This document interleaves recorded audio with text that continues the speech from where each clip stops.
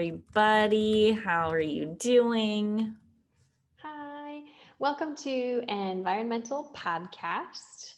We're a Dandelion Branding. We're a digital marketing agency for sustainable brands. And this is our podcast about all things environmental, where we choose a topic every month and we basically just rage talk about it, different topics each week. Yes. By the way, hi. That's all. I am Courtney. And yes, this month we've been diving into the topic of recycling. Recycling. Yeah, I feel much more justified in like my feeling of like where I want to dismiss someone or be like done with a conversation. I usually just end with, yeah, all right, have a great day and please recycle. Like, I've been doing that for the past several months. In person? Yeah, or on the phone. Or like on Twitter when I'm like done with the troll or whatever. My sign off is basically if I'm like, cool, see you later, please recycle. It basically is kind of like better than saying fuck you. It certainly is. Yeah. Yes, it certainly is. That makes, it makes a lot of sense to use it as like a, this conversation's over sort of a thing online. Yeah. But in person though, that's dedication. That's pretty cool. I mean, I basically said it to my parents. Oh, okay. Oh, that's my fair. Dog. Fits me even. I'm in my house today, so it's a construction zone, a little bit, so it's maybe a little bit echoey, a little strange. It's actually not, surprisingly. Really? Yeah. That's why I have my headphones on and instead of the microphone. Yes. Yep. And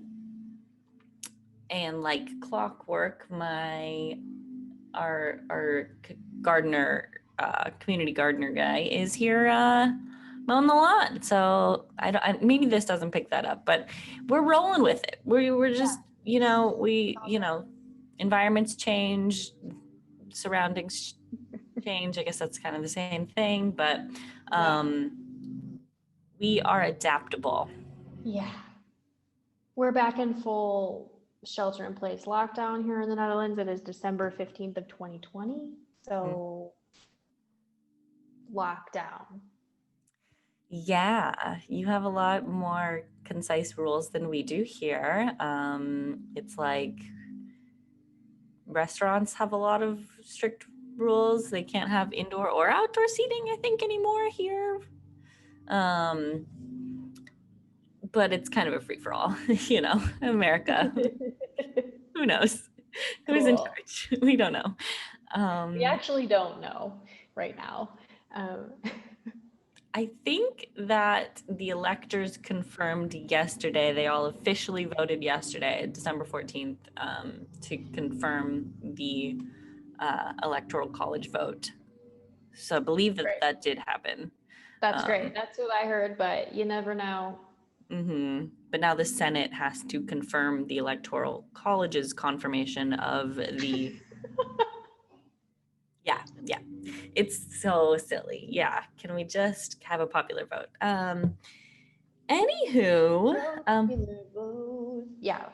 Yeah. So this month we've been learning about and talking about recycling, and today we are going to be talking about a book. A recycling book we read. Yeah. Yes.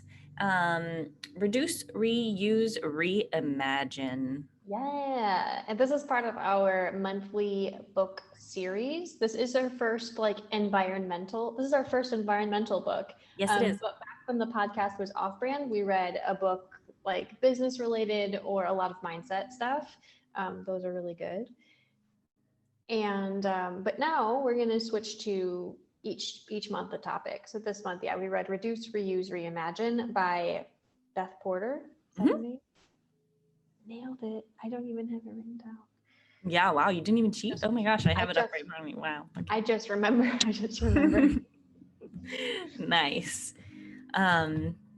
yeah, it was kind of my first experience with reading a book. Like, I don't read a whole lot of like nonfiction-y type things. And like we were doing, featuring businessy books, but this is totally different because it's really just kind of about one particular industry.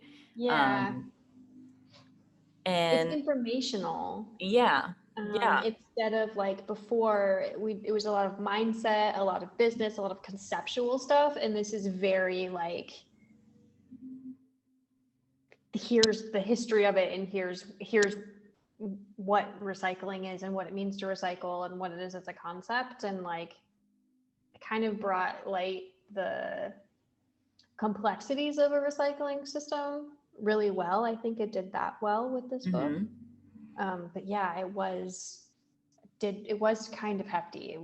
A It hefty definitely was a yeah, there were some times where I definitely had to like we listened to it on Audible. I had to like re-listen to it because I was like, whoa, okay, that was like a whole bunch of information Mm-hmm. just jam-packed in there. But um it was really resourceful, and I think that a couple weeks ago when we had our first podcast that was about recycling, Mm-hmm. we had a lot of questions, and there was a lot of things that we were just sort of like, why is this the way that it is? Right. And this book was really good at answering a lot of that. So like, Yeah.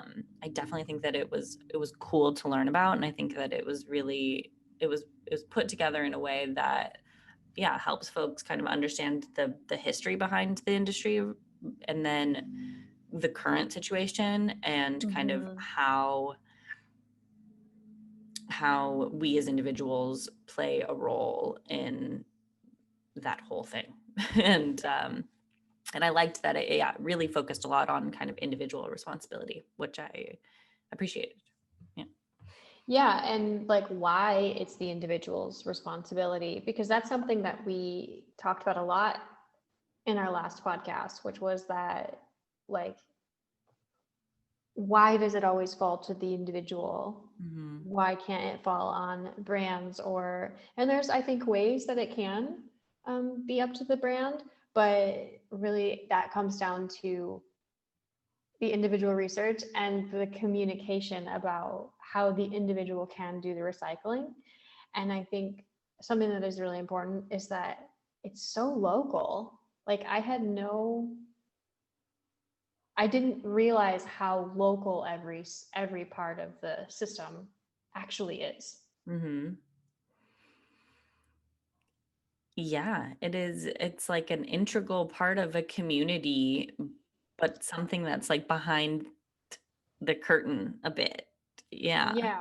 Yeah. Which is interesting. And I don't know, like, I don't think it should be. I don't think that like Mm-hmm. waste management should be something that is like hidden. Like, I understand why that's not something that like richer communities have ever wanted within their their line of sight, because Right. it's not pretty, whatever that means. But like, it's a very integrated part of how we live as human beings, and I think it should be something that we're more connected to, and understand more about the inner workings of, Yeah. and actually kind of see it in action. Yeah. And in that way, like I was thinking about this earlier today because I think in several other books we've also mentioned this, but this one in particular, why isn't this taught in school? Like Yeah. specifically like in home ec or health class, why isn't this information taught? And like Mhm. I would actually recommend, I don't know if I would recommend this book to everybody, because you definitely have to really care about recycling and really want to know, like it's got to be your like jam. Yeah.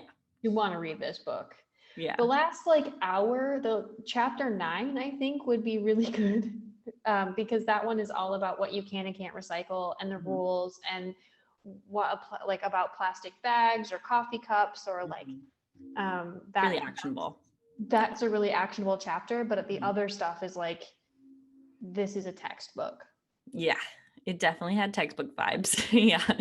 Yeah, fully, which is cool. It's cool. That's great. Like in 10th or 11th grade, like health class or home ec, that this would have been way better than a lot of the random shit that we learned about that was like, I don't need this. I don't even remember things that we actually learned about in.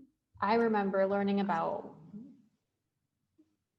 sex. I remember learning about sex, like the mechanics of how that worked. Mhm.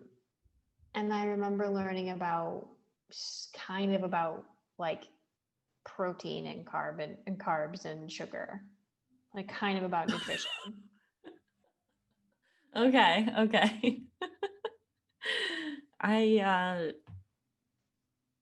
Wow, yeah, I really don't remember taking any sort of classes like that in high school. But something like this is just sort of, there should be like a how to live in society class, Yeah, that like maybe it would be talks like, about yeah, it would be how like to in this recycle, class, how to do but your also taxes, how to. exactly.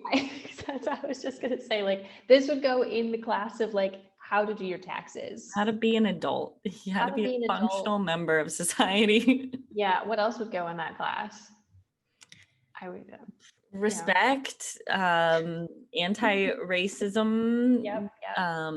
Yeah, I think it's kind of, yeah, it's a lot of topics about sustainability. I think like how we as individuals play a role in this greater uh, Yeah. community, and Maybe, yeah. Like I don't know, but also like life skills, like life skills. yeah, like taxes and savings and Home economics is supposed to be where you learn that. I learned how to bake an apple pie in home economics. that's solid knowledge. I don't know, I've never made an apple pie, so. Fucking yeah, but you can just like look up a recipe and follow Well, it. yeah, but we didn't have that. We didn't have, I mean, Google was like brand spanking new when we were in No, high school. you could use a recipe book. Like that Yeah. that's existed for a very long time. Like I don't need the recipes for how to make an apple pie. I appreciate that knowledge Yeah. because I like pie, but I really think that like learning how to recycle in my community would have been a much better use of my time. Yeah. I think that learning how to be accountable for your actions at a younger age would make the process easier for when we have to make like changes in our life. And I think that this book talks about that in a way, because it's very open about how, making sustainable choices and choosing to recycle is an option. It is not something that we are required to do. And and particularly in the States, when things are more regulated and when there are more rules around something, that tends to get people to turn away from it, right? They don't want to be told what to do. And it gives a lot of other examples for how different places kind of positively incentivize recycling. And that is something I think is really cool. But we know asking people to make changes about their habits is a challenge. And Yeah. and I just think that my point is that if that was taught at an earlier age, that like the things that we consume have to go somewhere, and we should be responsible about thinking about where that should go. If that was taught at a younger age, I think it would make it a lot easier for some of these kind of bigger changes to happen, because we would already be in the mindset. It would be kind of more of a habit of like, we understand that, we live in a Things place. go Things somewhere. don't disappear. It's not Yeah. everything, every piece of plastic that was ever created is still here. Still exists. Yeah. Yeah, I think you're right. And I think like Beth Porter, right, also does a very good job of, she spends a lot of time talking about how and why recycling is the last word in reduce, reuse, recycle. Yeah. Yeah. Yeah. Like there are bits and pieces of this book that are super insightful, and bits and pieces of this book that are very factual and very like, this is what happens. And then she'll like kind of go into this concept around why it's happening and what that means. And I think that that's really helpful. It was really helpful for me to like connect with the history and how recycling has been a part of American history forever, Mhm. and how it helped to shape American history, and how American history helped to shape recycling, and how, and like, these two things aren't separate, and it's always been there. It's not something new. Mhm. And so I found that really interesting. And that she says that the root of the problem is that we just have too much stuff. Like, Yeah. just, yeah, and keep using the stuff you have if there's nothing wrong with it, or consider fixing it. She always so talks about like repair cafes. I think Tom Yeah. should start a repair cafe. I think he would love that. Honestly, it's so friggin' cool. Yeah, Like they're like, I want that everywhere. Every town should have a repair cafe.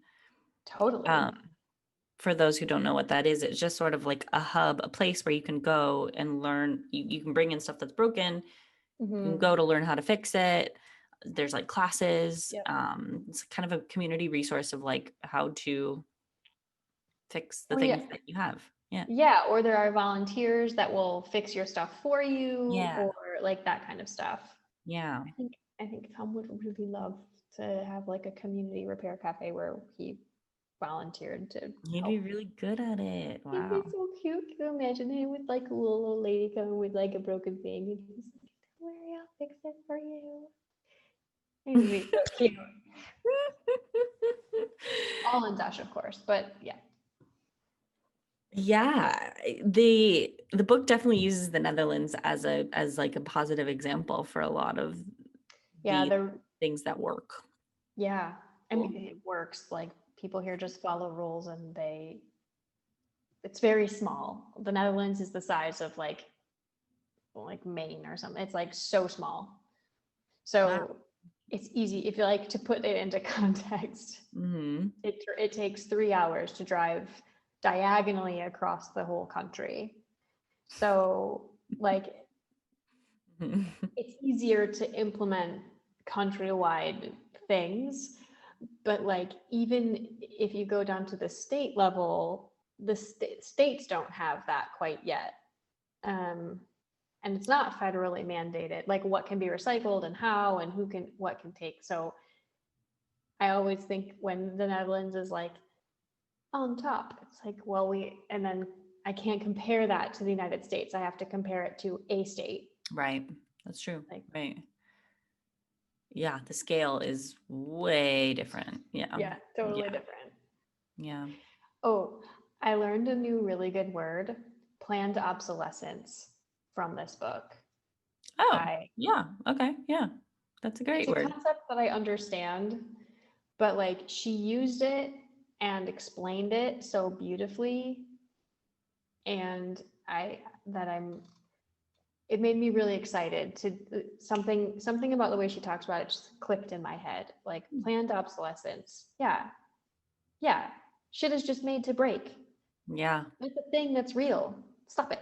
it absolutely is. Yeah, it's really crazy. I think it's like an ethical issue with like how companies are producing things is that, Mhm. yeah, that everything is focused so much on sourcing so cheaply that they don't care about quality anymore. Yeah, I mean there used to be a huge focus on quality things and keeping your stuff. You have like family heirlooms that are made, 100 years ago that still function. That That's doesn't really not happen really, anymore. right. That's not really a thing now. Hmm.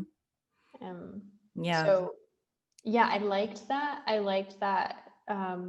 hadn't thought about it that way, of like the depth of which planned obsolescence is just part of our life now, Yeah. Yeah. and how it came that way. And yeah. Yeah, I mean, that same concept is definitely tied to, to fast fashion and how we just view things as single use and disposable because they Mhm. are so cheap, and we're not seeing the true cost of what it takes to produce those things and then to dispose of them once we're done with them. Right. Because we don't see either of those sides, we're left in this rose-colored glasses, we're Yeah. blinders on. We don't see, we just see like Yeah. We cheap, just go convenient, through life like fast. Yeah, right. whatever, And I'm done with it. and in order to like get people to understand why that particular lifestyle of fast consuming, throwing things away, consumer culture is bad, I think you have to shed light on the other sides of it, the Yep. sourcing and what we do when it has become waste. Hmm. The full life cycle of what we're consuming. We have to have better insight on that, or else people are just gonna live in this like, well, I buy it because it's cheap Right. forever. Right. But Yeah. She, about halfway through the book, um, gives us this quote: recycling is managing our materials to extend their usefulness and reduce our environmental impact. So, yeah, you think I heard it and then I thought, oh, like managing our materials to extend their usefulness. That's a piece that gets dropped off a lot. It's like we think, oh, we just recycle it, it goes through the machine, whatever. But the fact is, if you're not buying recycled material and recycled product, you're not recycling. And like that was such a key point here. mm-hmm. And the extend their usefulness piece, like I get recycling is managing our materials to reduce our environmental impact, but there's that piece of like extending the usefulness part and buying recycled like materials and trying to recycle objects that you have, like that's something that you don't see all the time. And the Yeah, statement, if you're not buying recycled material, you're not recycling, was so strong for me. And I was like, oh yeah, that's true. Right. that I makes guess that sense. makes sense. It that's what's closing the loop. That's Is how, yeah, Yeah, that's if you are not, yeah, consuming goods that are made from like post-consumer waste, then you're not closing that loop. right. That and that was a cool, really actionable part of the book where she was kind of talking about how, yeah, we as consumers need to demand that brands are sourcing recycled Right. materials. Because if we want to close that loop, right, we need to want to purchase things that were recycled, because Yep. that's what's going to incentivize those brands and those bigger businesses to then purchase recycled materials. They're not going Mhm. to just do it just because, like, they need to see that their consumers want that. Right. And so that was a really cool actionable piece from this book, was that like, yeah, okay, we need to demand that brands are sourcing recycled materials because Exactly. that's what's going to make this come full circle. And that's an interesting thing that we'll talk about. I think it's going to be our next podcast where we have a guest, Yeah. Marissa Segundo. She joined us, and that was a really, really cool chat. So stay Yeah, tuned for she's that one. incredible. That was awesome. Mhm. Um, yeah, I think something you said triggered me, and what did you say before that? I got really excited. We need to demand that brands are Oh, sourcing recycled materials. yeah. On that same note, but on the other side, so Coca-Cola is the biggest producer of plastic, specifically virgin plastic in the world. Try to divest from them if you like fuck that company. But like, um, I think you sorry, could say that louder. Fuck Coca-Cola, man. Coca-Cola. Yeah. Yeah. As I said, there's a Coca-Cola bottle over there because we had a guest that like drinks Coke Zero, and I gave him so much shit about it on Saturday, but it is like product placed in the window, so I need to like get rid of that. Yeah. But um, guys, it's a thing. Like people are really into Coca-Cola, and they made all these. Yeah. What? It's an addiction in It's an some way. addiction. It is Yeah. completely. Oh my god. Like, Yeah. I'm not gonna get into that, but like we I Coca-Cola made like all of those promises, like we're gonna go environmental, we're gonna go right, like we're gonna be eco, we're gonna try to go carbon neutral. Like they made some promises. When? Um, not too long ago. This is relatively new. Okay. Yeah. Um, so says the Twitter world. Sure. They have made some bullshit promises. We all know it's bullshit, and here's why, and what you can do about it. They refuse to stop making plastic bottles. They have no intent on slowing down. In fact, they're going to make more plastic bottles because their consumers like them. That's their reason for it. So if you can, like write to them, ask them to use recycled plastic, ask them to switch back to glass bottles. Glass is like recyclable forever. Mm-hmm. So and using recycled glass costs a lot less money and energy and materials than making new. Mm-hmm. But yeah, Coca-Cola makes more than double the amount of plastic waste every year than the next lowest brand, which I think is Nestle. Hmm. And they have no interest in slowing down or using more recycled plastic in their bottles because they say that consumers like them. But actually, people are just addicted to their fucking product. Right. And they don't care what bottle it's in as long as they can like get their sugar water.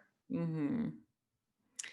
Yeah, I think that that's a total cop out to say, or consumers like this, so we're going to continue doing this way. Like, no, if you actually gave a shit, you would change it. Your consumers are going to stay your consumers no matter what it's packaged in. Yeah. People that are like loyal to that brand are going to remain loyal, and don't put that shit on people. Like, yeah, you're Coca-Cola, you can make this change if you feel compelled to, and you Totally. just don't because it's going to cut into your profit margins. So go fuck yourself. Go fuck yourself. But, yeah, Yeah, that was a bummer. Like I kind of am watching Coca-Cola, Nestle, and Pepsi because I want to see what they're doing because they're the top three plastic producers in the world. I've tried really hard to kind of stop buying products from those three companies because they're not slowing down with their plastic, and I think that's a major problem. It is a major problem. It's not something I think that's objective. Like I need to remind, I need to say, like, that's an objective problem. That it those is. like, Yeah. so yeah. And so I don't buy products from those three companies. And so I watched them and I watched their like Twitter news and I saw back to back, like Coca-Cola made these promises. Coca-Cola says it's not gonna stop producing plastic bottles because consumers like them. So if you drink Coke, if you're addicted to their products, please send them an email or a tweet or blast them somehow and show them that you do want them to start using recycled materials in their packaging. Any bit helps. Yeah. Anything, yeah. Yeah. That's, I mean, as individuals who start to, who are interested in sustainability, which we hope that you are, our wonderful listeners here. And otherwise, why would they be here? But yeah. Right. But if you're, we're talking about recycling first because this is typically something that like people, the first thing that people are kind of exposed to when you're learning about sustainability and production and consumption and all of that stuff. And so I think reaching out to brands and knowing that you as an individual consumer can and do have a voice, and like no matter the size of the brand, like one person can put a tweet out there and get It a can go brand viral. to comment back, and it absolutely can go viral, and it absolutely I got Colgate to comment back. That's true. Yeah. Right. So and just putting that pressure on. Yeah. Like they need to feel that pressure because it's It's the only way for a lot of these brands to these massive drivers of like revenue and revenue flow and sourcing, and especially like when it comes to like plastics. You know, the plastic industry is huge, and there are a few that are massive, and they're driven by consumers. So if you start demanding things, that's how they operate. Yep. They're not going to make the change unless people demand it. That's just the facts. Like, yeah. Right. And at the same time, this book also talks about how shaming doesn't really work, that like people often don't recycle or don't want to be a part of the recycling industry because they don't believe in climate change, which I think we're like edging past that a little bit, or they're just really overwhelmed by the industry as a whole. And Marissa did give some really good tips about that. So definitely about like how to speak, because I told her that like I'm that annoying girl at the party that's like, where can I recycle this? I don't know. And she said she gave some like really nice tips as to like what to ask and how to open that conversation and what to say. So we won't go over those here, but just Stay tuned. Listen to that one. Yeah, it's a delicate balance. Yeah, because people don't have positive reactions when they feel shamed into doing something. So yeah, in a lot of places there have been attempts at at positive reinforcements when people make more sustainable choices. There's a really cool part of this book where she talks about something called moral licensing. Yep. Yeah, I was just looking at my notes on moral licensing. I really like that. Whoa. Yeah. That was a term I had never heard of, actually. How real is that though? That kind of blew my mind. It is absolutely something I am guilty of, like 1000%. And knowing a term, I'm like, I'm actually really thankful to kind of know the term now, because it's not something I had ever really identified, but like it allows you to call yourself out on it. Exactly. Yeah. So moral licensing is basically, kind of ingrained inherently in all of us. We have this desire to be a good person, or to be perceived as a good person. And when you're making a sustainable choice, like, oh, I'm gonna, I just recycled that, it actually, something in our brains convinces us that it's now okay to make a less sustainable choice, or reward ourselves. like justification for, you could say like, oh, because I just recycled that, okay, well now I can spend some money on myself on Amazon or something that's like morally a little compromising, but because you've had that positive reinforcement that makes you feel like you're morally just, it's easier for you to justify making a less moral decision. It's really, really, really, really fascinating. And she speaks on it in terms of racism a little bit, Mhm. and also in terms of like recycling and sustainability, which I thought Yeah. was I really, think about it in terms of food a lot. That's a big topic in our house, is like, if we make dinner, then like we try to keep the sugar out of our house because there's a sugar addict that lives here. And but it will very easily be like, we've done this good thing for dinner, now let's have like a sweet snack. exactly, yeah, right, Um, yeah. that's the big one for us, is the sweet snack. Hmm. So, but it's the same. It's exactly the same trigger. It's like, how can we balance our own moral licensing in our brain? We use moral licensing to balance like our feeling about how ethical or healthy we are, Hmm. because it can also tip the other way. Like, oh man, I didn't bring my coffee cup and I've used like more of these coffee cups, which aren't recyclable everywhere. So I better go choose a sustainable option or something. Yeah, or like, yeah, I went to Starbucks today, maybe I'll bring my reusable bag to the grocery store later. Like, Yeah. yeah, it's kind of it is a balance, but it's really interesting when we psychologically use that as justification for making bad Mhm. choices. So Yeah. that was a really interesting thing, Yeah. And she for talks about folks. how to make that stop too. Yeah, yeah, right. For folks that like, because at a certain point, making sustainable choices isn't something that we're constantly always having to balance. At a certain Mhm. point, it's just a habit now. Right. It's just the choice you make.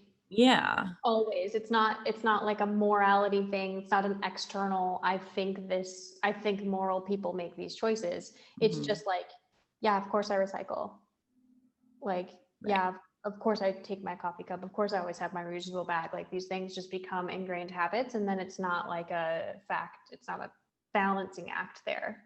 Right. You don't have to feel like you're making this decision for some, yeah, external satisfaction or, Hmm. yeah, it's like, Yeah. that's just the way it is, right? Right.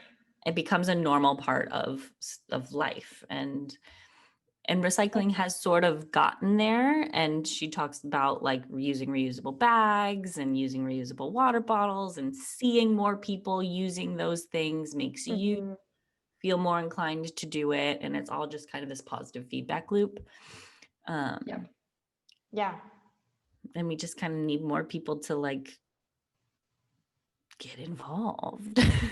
Yeah. Just do it. Just like, Yeah. I think share. I'm thinking a lot about, I've been asking Tom a lot of questions to like, can you please tell me what's recyclable? Because for me, it's a different issue because I just don't speak Dutch. So when I directly translate things, I don't know if I'm getting it right. Mm-hmm. Um, but it's the same. It feels the same way maybe as somebody that like has never looked at recycling in their own language, and I'm kind of feeling like, okay, well maybe it's kind of the same. They don't exactly know what they're looking at because there's so many different types of plastic. There's like, do I separate caps or not? Do I, like, what about metal caps? What about Mm-hmm. like, and I think she in this book gives a ton of really good tips. That's chapter 9. I highly recommend chapter 9 to anybody. I'm not saying just go buy this book just for chapter 9, but if your libraries are open, maybe go sit for like 45 minutes in your local library. I'm sure that this exists there, and just like flip through those would be really nice.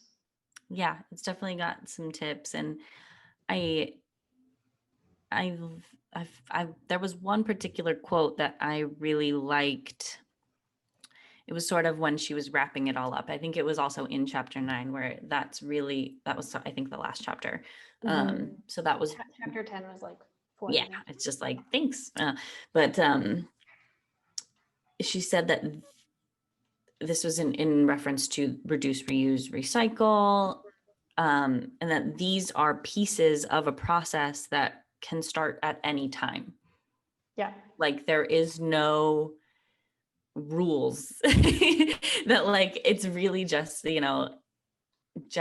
it's just about getting started. It's just about making that conscious choice to be more thoughtful and to like hold yourself more accountable for what we are consuming and how we are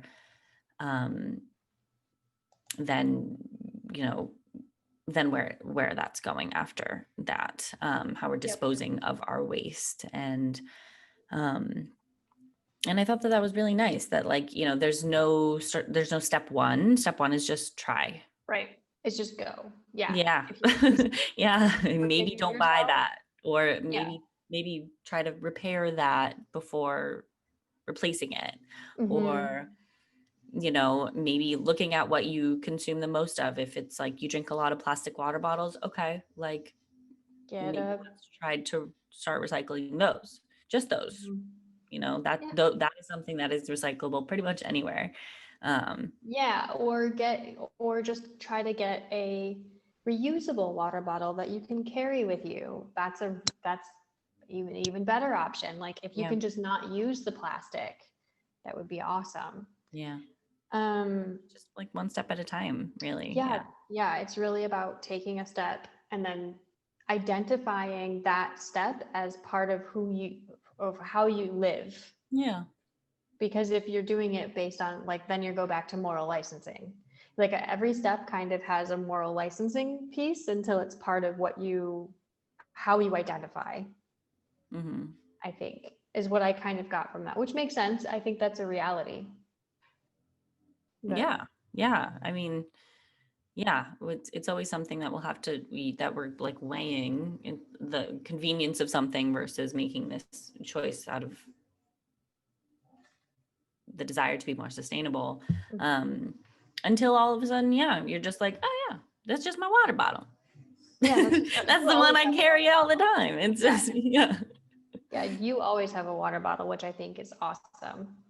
It's yeah, it actually used to kind of be something that I like was connected to like anxiety. It was like I wanted to always have water around me because it makes me feel better.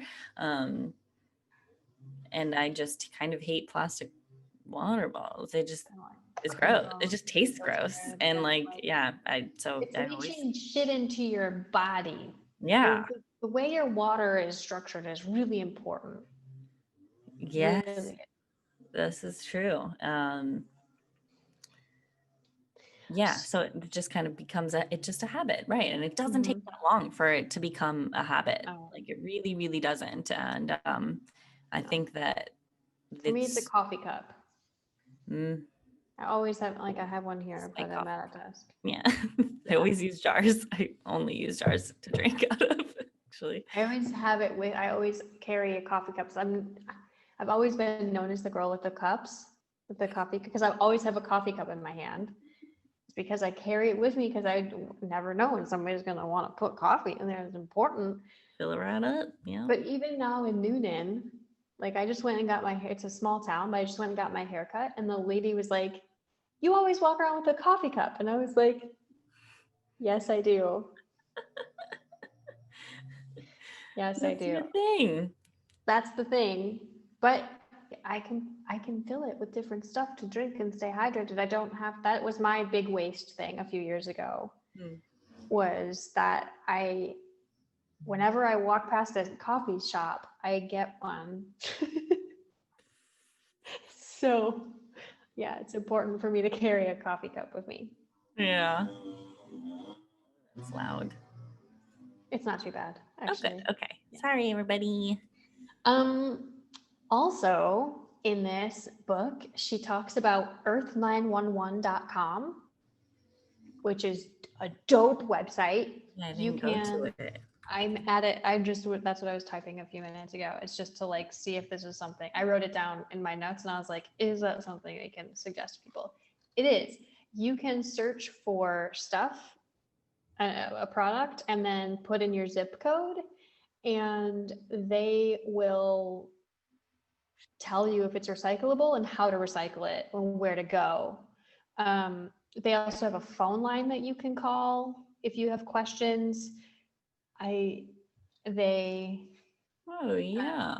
and Okay. they have a lot of content here that it's very cool. That's awesome. That's like pretty much what we had been looking for. That is exactly what we were thinking about in terms of like a resource that you could access anywhere. Yeah, we should reach out to them and see if we can like do their SEO or something, because that's not something that I was able to find. I had to hear it. Yeah, what a great resource though. Earth911.com, and right up at the header, there's a where to recycle and Yep. how to recycle link. Those are really cool. Wow. Yeah, and they have guides. It's great. Yeah, into that website. Nice. Okay. Um, Solid. Wow. Yeah. yeah, go Wow. ahead. No, I was just going to say that, like, a lot of, because recycling is such a regional thing, really kind of a lot of the tips that we've been hearing over the course of the past few weeks when doing this research is just like contact your local people. Yeah. Or like go on your city's website. There's probably then links to the waste management company, Mhm. whatever it is. They're typically like private companies. They're called Um, MRFs, they are called Municipal MRFs. Utility Yeah. Recycling Facility. Did I just do Uh-huh. that? Yeah. Super cool term, MRFs. MRF. Um, and yeah, if you have questions, then they definitely have folks that are prepared to give you answers and specifically to your region. But Yeah. a resource like this is really nice for those of us who maybe want to do a little bit more independent research before talking to another human being, which is Me scary for sometimes. sure. Yeah. I have a very hard time making phone calls. I hate I know me. that about Yeah. myself. I'm not good at it. So Yeah. yeah. Raise your hand if that's you I- too, and let us know. Comment. And do you yeah, hate 'cause you're in the cold right calls? place. Yeah. Yeah. Yes. I would do probably hours of internet research before actually just picking up a phone call and Same. talking to a person who could give me the answer immediately. Same. Same. What is that? I Why? don't I don't know. I know. don't know. I tried to explain that to someone literally yesterday because I have packages that need to show up, and he was like, just call them. He just said it to me 6 times. Just call them. I was like, can't. He was like, I'm gonna call them for you. You're That'll like, do it. yes, please. Yes. Yeah. Yes, please. Um, but Actually, I think I said, don't enable me. This is a problem I need to work through. oh wow, that's a It's true. healthier response than mine. Yeah. I've been like, yeah, okay, great, bye. Tell me what the answer is. Let me know. But yeah, no, I need to deal with that problem. A lot of things in the Netherlands are phone call based, it seems like. Yeah, you have to call the government a lot. I have to call people and they always I mean, okay, they just speak Dutch. That's because they speak Dutch here. Okay. Uh-huh. I don't get to be frustrated about that. No. Um, but I am. And it definitely doesn't Nevertheless. Yeah. but I am. It doesn't also doesn't make it easier for me to make these phone calls because I know I'm gonna have to be like, Goedendag, can you please speak English to me? Right. Yeah. Hey, that kind of connects to something in the book, is like kind of feeling like an inconvenience, or like you're messing with the like norm, because you'd be asking them to speak in English for you. And that was something that in the book where it was like, if you're checking out and like they're like, oh, do you want a bag? And you say no, then like they'd be like, what? Like you're Right. like, some of these sustainable choices are outside of the norm. So it does kind of sometimes feel like you're the weird one that is forcing them to do something outside of their Yeah. normal kind of flow. Which was an interesting thing that I think that's something I've experienced personally is that like I don't want to inconvenience them, so I'll just take the plastic bag, but like I don't want it. Yeah. Like so it is something that That's everybody definitely faces. something to like do, is to say like, stop. Yeah. No, thank you.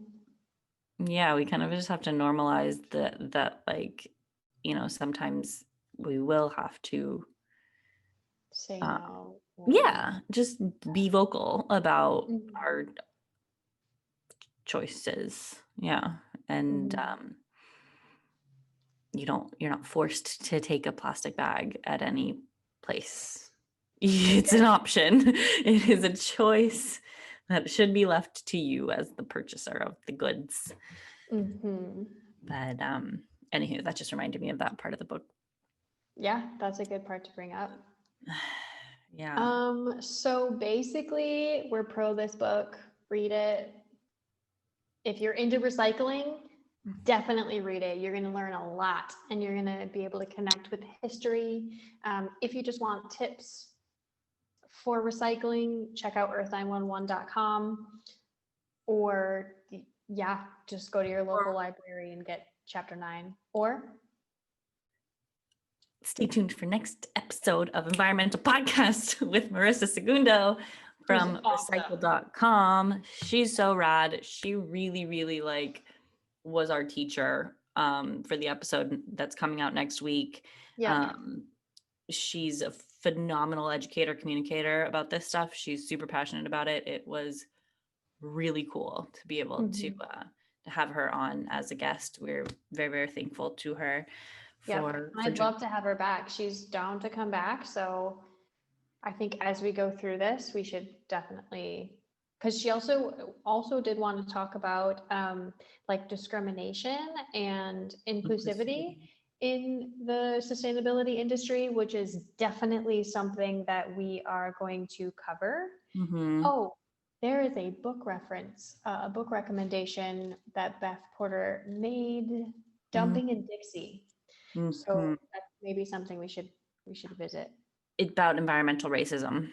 Yep. Yeah. That's a big topic that I can't wait to learn more about. It's definitely something that I studied in college. I feel very compelled to learn more about that. And it is something that is actively happening. Like it is still very much happening.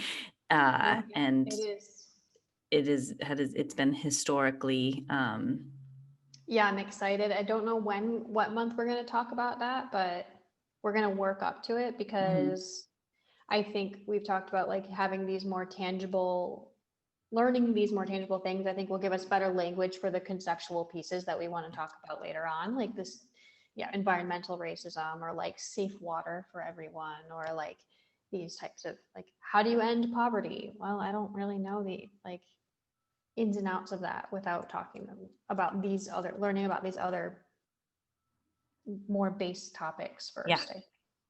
Yeah. So, I mean, that is really what this podcast is all about, is just kind of following along on the journey of like the interconnectedness of all of the different aspects of sustainability and how they overlap. Yeah. And as we learn one thing, we uncover new and different things that are then gonna, like, it's a trickling effect. It's gonna radiate Yeah. outwards and into new topics. And that is, Yeah. I think the beauty of learning about a particular thing is that is learning about how connected it is with every other aspect of our lives. And Yeah.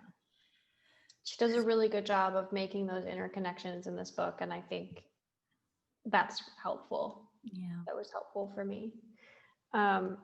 Yeah. And next month we're gonna read a book about packaging. Yes, we are going to be I found one. cool. Okay. Yeah. Yes, we are going to be talking about packaging. I think that it is definitely more like industry, like that will be, I think quite relevant for brand owners and folks who are producing a product that want to do so more sustainably or want to understand some of the options that you may have. So that's cool. Yeah, I'm trying to find it, but I don't think Oh, we bought it. And we did get it. Um, For some reason, I think it's just called packaging. uh, The Future of Packaging. The Future of Packaging. Yeah. Yeah. Future of Packaging by Tom Satsky, Szaky. That'll be what we're reading next month. We'll also have an industry expert come with and chat with us. Mhm. Solidifying that right now, so we'll have more info on that in the not too distant future. But These are really fun. They're really cool. yeah, I'm into it. man. So yeah, so we have a few more times that we're going to be talking about recycling and the recycling industry, and we're definitely going to be touching on kind of some more actual pieces if you are a brand owner in a few weeks from now. And Next week, we have the Changemaker chat coming out with Marissa, and the following after that, we have our like overview one where we talk about like kind of everything we've learned plus like cool stuff you could do for your business. Yes. So definitely stay tuned for those. If you are watching this on YouTube, we would love it if you would subscribe to the channel. We really appreciate it. We're loving that these are something that folks are enjoying, and we hope that you're learning along with us. And yeah. So if you like the video, then definitely give us a like and subscribe to our channel. It would really mean a lot. We are we're definitely putting a lot of energy and attention into this new podcast because it's something we're really stoked about. And I think that we want it to be a really open and transparent and engaging conversation that we're having like with you guys, and you're learning with us too. We don't know everything, we're interested in sustainability, and we've, have some bits and pieces of experience, but as we're only continuing to learn, there is a never ending amount of things that we can learn about and how things are, how things actually work. So, yeah. Thank you so much for listening. Yeah. All right. We'll talk to you next week. Bye.